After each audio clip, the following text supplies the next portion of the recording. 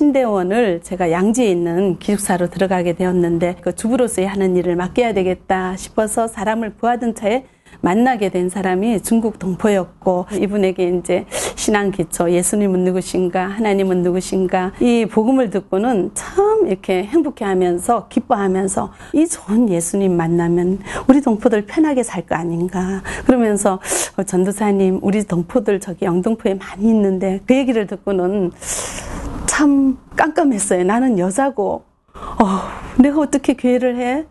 그런데 이제 그 말씀이 굉장히 하나님의 말씀으로 들리면서 이사야서 6장 8절 말씀을 주시면서 누가 우리를 위하여 갈고 할 때 내가 여기 있나이다 나를 보내소서. 다비다 자매는 1994년에 서페리오 사건으로 인해서 그 홀로 되신 분들이 많아진 것을 여러 목사님이 함께 보면서 마음이 안타까운 마음에 모임을 시작하게 되었고요. 혼자서 정말 힘들게 차별이나 이혼을 통해서 혼자 된 싱글맘들의 모임이고요. 처음에 우리 다비다 모임에 왔을 때는 표정들이 없어요. 무표정이고 어둡고 정말 힘들어하는 그 표정으로 왔는데, 그러면서도 왜 그 호기심 반, 두려움 반으로 저희 모임에 들어왔다가 싱글맘 모임이라서 어두울 줄 알았는데 이렇게 환하고 밝은 표정들을 보고 조금 있다 시간이 지나면서 이래서 이 사람들이 이렇게 환하구나. 막내 아이가 지금 28살인데 남들이 이야기하는 식물인간으로 지금까지 누워있죠.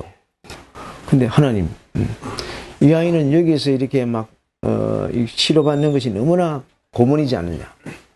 너무나 고통당했으니까 차라리 데려가시면 안 되겠습니까? 근데 하나님 안 데려가세요. 나만 이렇게 큰 고난을 당하는 줄로 알고 이렇게 기도하고 하나님 앞에, 하나님 이 고난 아픔 빨리 좀 해결해 주십시오. 그렇게 이제 기도했는데, 나보다 더 이 다른 사람들을 향해서 주님이 눈물을 흘리고 계시더라고요. 그래서 그들을 향해서 복음을 전하기 시작했어요. 나저 병실에서 예배드리는데 60몇 명이 모였어. 이 장애아이 때문에 가정이 이혼한다는 거예요. 그래서 그러면 이혼하지 말고 아이를 보내라. 그 아이들을 하나님께서 저에게 믿음의 기업으로 주셨고, 이 일을 하는 것은 하나님께서 이 한 생명을 귀중히 여기는 것을 이제 알게 하셨기 때문에. 일자리도 없고 또 잠잘 곳도 없고 이렇게 어려움을 겪고 있는 파키스탄 그 산업 연수생을 이제 교회로 모시고 와서 잠도 재워주고 그 다음에 일자리도 잡아주고, 이분이 너무 고마우니까 그 다음 주에 10명의 파키스탄 그룹을 모시고 왔습니다. 어떤 선교 단체도 아니고 그렇다고 대형교회도 아니고 적은 능력을 가지고 지금까지 20여 년 넘게 왔는데요. 주님께서 주님의 교회를 세워가시는 것을 많이 경험을 했습니다. 한 도시 안에 76개국 나라 사람들이 있는 것은, 이것은 엄청난 하나님의 선교 전략이라고 생각을 합니다. 복음을 전할 수 있게끔 선교의 장을 열어놓으셨다고 생각이 됩니다. 요즘에 아이들이 많이 힘들지 이런 생각을 하고, 일단 이제 가정에서 그 공부방 형태의 어떤 전혀 생각지도 않은 그런 교회가 생기게 된 겁니다. 제 마음속에는 공부를 가르치겠다는 마음보다는 교회니까 이 아이들에게 좀 믿음을 좀 심어주고 비전을 좀 줘야 되겠다, 꿈을 좀 가르쳐야겠다, 이렇게 해서 시작을 하게 됐는데, 저에게 맡겨진 그 두 학생을 중심으로 해서 이제 그 공부를 했습니다. 전혀 케어가 안 됐던 아이들인데 케어를 하면서 한 아이는 전교에서 1등을 하게 됐고, 또 한 아이는 반에서 2등을 하는 그런 결과를 갖게 됐어요. 그냥 예수님이 우리에게 우리가 예수님을 어떻게 섬겨야 되는가.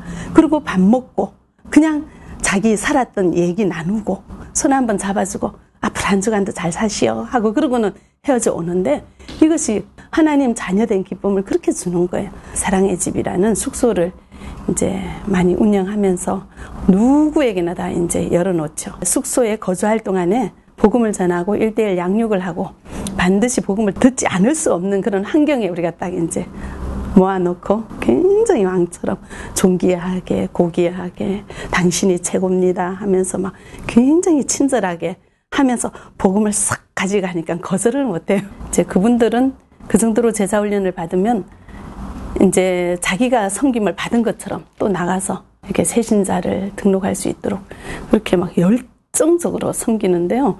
진짜 제가 다 이제 은혜를 받을 정도로 그런 분위기가 예, 되었습니다. 매월 넷째 주 토요일 날 정기적인 자조 모임을 갖고 있어요. 본인의 풀 수 없는 거를 저희 자조 모임에 와서 또 아이와의 소통법에 대해서 많이 대화를 강의를 듣고, 화요일 날은 큐티 모임을 통해서 또 말씀으로 저희가 무장하는 그런 사역을 하고 있습니다. 그 대문 앞에 버려진 아이를 품었는데 이 아이들을 안전하게 보호하려면 어떻게 해야 되나 하다가 작은 방을 생각하게 됐고, 작은 방이 지금 이게 베이비박스 된 겁니다.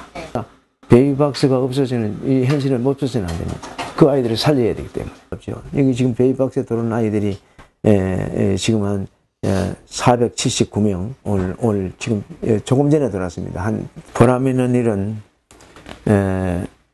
여기에 베이비박스 들어왔다가 찾아간 사람들이 한 120명이 훨씬 넘습니다. 아마 베이비박스가 아니면 그 아이는 생명이 위험했겠죠. 그 찾아가면서 목사님 찾아갈 기회를 주신 것 감사합니다. 묘모들에게 치유할 수 있는, 위로와 치유할 수 있는 하나님 기회를 주셨어요. 그리고 그 가장 좋은 위로와 치유가 뭐냐면 복음을, 주님을 영접하는 거예요. 매주일 이제 예배 사역을 하고 있습니다. 이제 교육 사역으로서 영성 교육과 일반 교육 사역을 하고 있는데요. 제자 훈련과 또 지도자들을 양성을 해서 이분들이 이제 여기 근로자로 왔다가 이제 본국으로 돌아가서 지금 사역하고 있는 교인들이, 성도들이 많이 있습니다. 마음이 예뻐야 되는구나. 그러려면 뭔가 애들이 믿음이 좀 들어가야 되겠다. 좀 뭔가 믿음, 하나님부터 어떤 소명이나 믿음을 갖고 왜 공부해야 되는지를 이유를 발견하게 되면 이 아이들은 공부를 하게 될 것이다. 그랬더니 아이들이 바뀌기 시작하는 거죠.